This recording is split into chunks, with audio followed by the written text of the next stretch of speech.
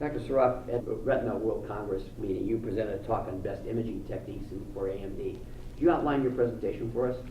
Yeah, thank you very much. This was a review of the various imaging modalities that we have available for the non-neovascular and neovascular form of AMD.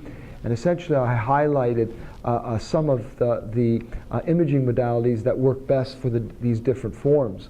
For example, with drusen deposition, spectral domain OCT can be very important in identifying soft drusen under the RPE and pseudoreticular drusen above the RPE. The spectral domain OCT can also make the distinction between the ribbon or stage 1 form of pseudoreticular drusen versus the dot-like drusen that penetrate the ellipsoid and are the stage 3 form. That dot-like appearance can actually be well visualized with near-infrared reflectance and fundus autofluorescence, where you can see a ring of either hyporeflectivity or hyperautofluorescent to nicely highlight these drusen deposits. With atrophic AMD, I think fundus autofluorescence can be very helpful in outlining the area of geographic atrophy and quantitating that area, and also identifying certain forms of geographic atrophy, such as the banded or diffuse trickling form that can progress more rapidly. For the neovascular forms of AMD, of course, spectral domain OCT is critical to identify the different forms of neovascularization, type 1, type 2 versus type 3, and also pigment epithelial detachments that can be serous or vascularized.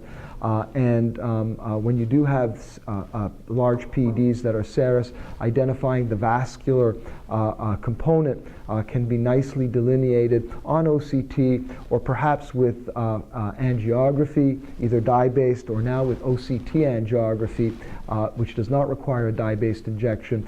You can identify the neovascular complex at the edge or within the compartment of the pigment epithelial detachment, and these can be highlighted very nicely with OCTA without the need for a dye injection. So that's the future, and I think that that provides a modality not only to identify the vessels but quantitate the vessels and monitor their progression in response to treatment.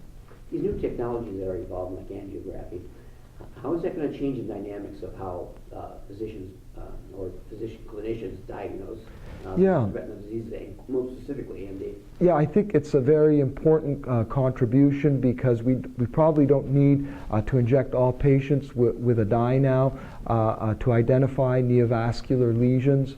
I think OCT angiography, while they don't detect lesions in all cases, perhaps there's a 65 to 75% detection rate has been quoted in the literature.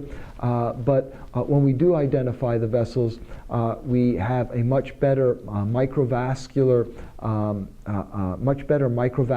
image with higher resolution, greater detail, and also quantitative capability that I think can be important as a biomarker engaging response to treatment and follow-up of these lesions.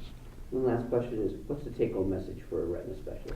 I think the take-home message is you need a multimodal approach for the evaluation of non-neovascular and neovascular AMD. Still, I think spectral domain OCT or cross-sectional structural OCTs are probably the most valuable technology, but stratifying through the different forms of AMD, there are other modalities such as autofluorescence and OCT angiography, which can play important roles depending on the lesion type that you're studying or evaluating.